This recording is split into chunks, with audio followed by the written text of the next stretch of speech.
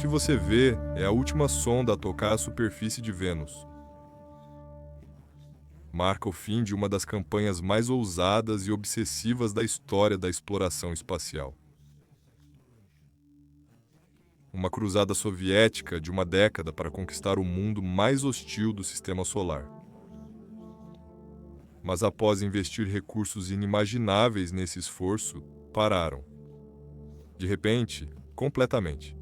O que suas câmeras capturam nos últimos minutos antes de o planeta destruí-las? E por que ninguém retornou desde então? As respostas são mais estranhas que a ficção e mudaram para sempre nossa compreensão de planetas, atmosferas e o futuro da Terra. Vênus carrega uma contradição em seu núcleo. De todos os planetas do Sistema Solar, é o mais semelhante à Terra em tamanho, massa e composição básica. É praticamente nosso gêmeo. E ainda assim, é catastroficamente diferente de tudo que conhecemos sobre vida e sobrevivência. Nas primeiras décadas da era espacial, essa contradição tornava Vênus irresistível. Hoje, todos os olhos estão em Marte. O planeta vermelho domina o debate sobre colonização, exploração robótica e o futuro da humanidade. Mas nos anos 1960, Vênus era o verdadeiro prêmio. O motivo era simples: Marte já era legível.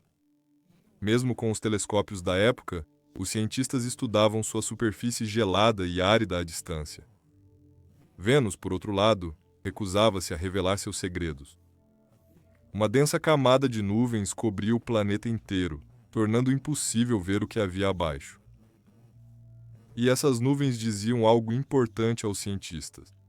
Vênus possuía uma atmosfera densa, muito mais comparável à da Terra do que qualquer coisa que Marte poderia oferecer. A imaginação científica da época foi longe. Vênus está mais próximo do Sol do que nós. Se tem nuvens, tem calor. Se tem calor e atmosfera densa, poderia haver vida? Na década de 1960, cientistas sérios cogitavam a existência de florestas exuberantes sob aquelas nuvens, repletas de criaturas. O planeta era um mistério envolto em vapor, e a humanidade queria desesperadamente desvendá-lo. Uma voz discordou do otimismo. Carl Sagan argumentou que aquelas nuvens não eram sinal de um mundo hospitaleiro. Eram sintoma de um efeito estufa descontrolado, uma catástrofe planetária que havia transformado Vênus em uma panela de pressão. Ele estava certo, mas em 1960 ainda era apenas uma teoria. Para descobrir a verdade, alguém precisava descer até lá. Como em quase todos os marcos iniciais da corrida espacial, a União Soviética se moveu primeiro. Em 1961, os soviéticos já haviam lançado o Sputnik, enviado Yuri Gagarin à órbita e lançado a sonda Luna 2 contra a Lua. Vênus era o próximo alvo lógico, não apenas pela ciência, mas pelo peso geopolítico. Essas missões eram tanto sobre projeção de poder quanto sobre descoberta. Durante a Guerra Fria, cada lançamento bem-sucedido era uma declaração. Para compensar falhas, os engenheiros soviéticos construíam suas sondas em pares.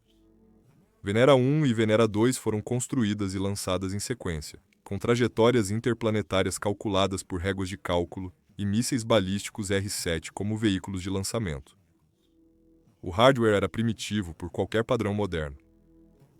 Ambas as sondas passaram a 100 mil quilômetros de Vênus, e as duas sofreram falhas completas antes de transmitir um único dado útil. Enquanto os soviéticos se reorganizavam, a NASA fez seu próprio movimento. Em 1962, a sonda americana Mariner 2 completou o primeiro sobrevoo bem-sucedido de outro planeta. Por 42 minutos, escaneou Vênus de perto. O que encontrou eliminou definitivamente as fantasias sobre selvas. As temperaturas na alta atmosfera ultrapassavam 237 graus Celsius, mais do dobro do ponto de ebulição da água. A camada de nuvens se estendia a 80 quilômetros de altitude, equivalente a nuvens que na Terra começassem no solo e atingissem a fronteira do... A NASA chegou a uma conclusão racional. Pousar em Vênus não era viável.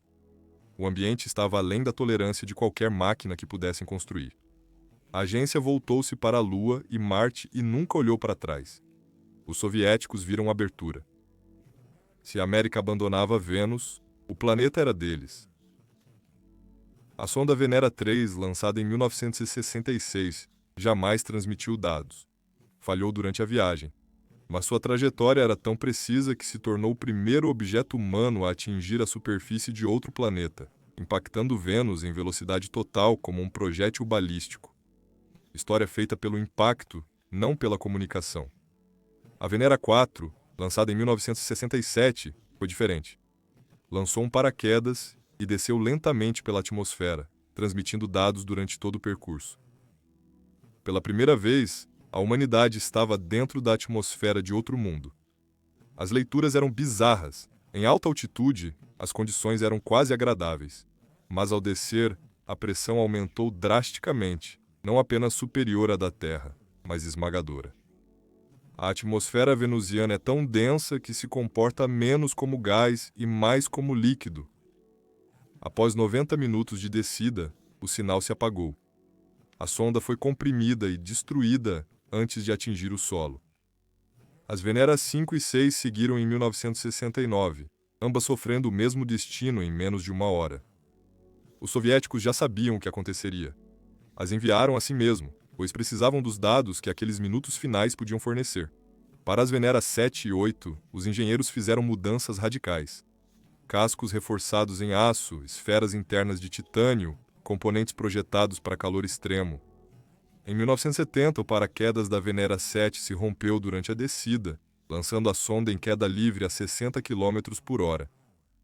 As equipes em terra esperavam perda total no impacto.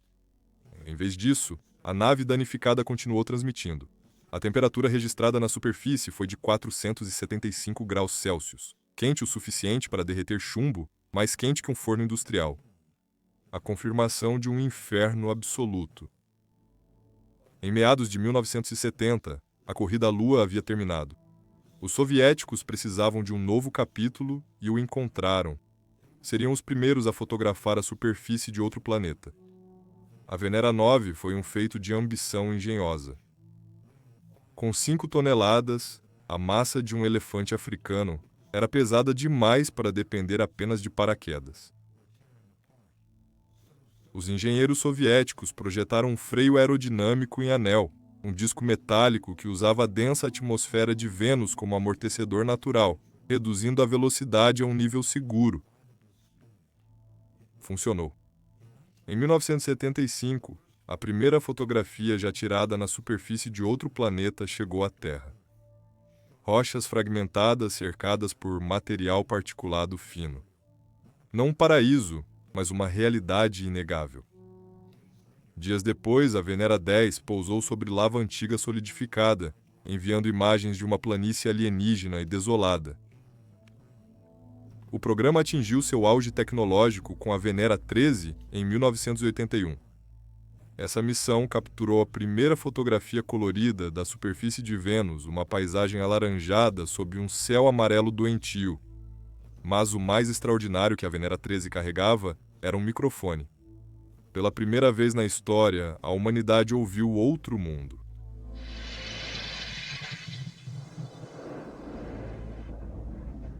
O que você ouve é real. É o som do vento venusiano e da própria sonda, operando onde a pressão atmosférica é 92 vezes maior que no nível do mar. Equivale a estar submerso a 1 quilômetro de profundidade no oceano.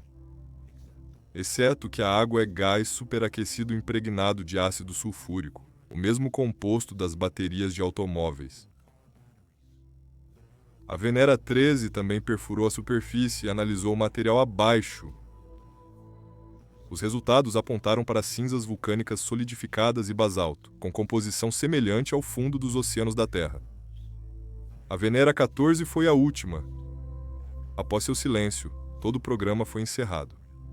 A questão que persiste é por que a humanidade nunca retornou. A economia é implacável.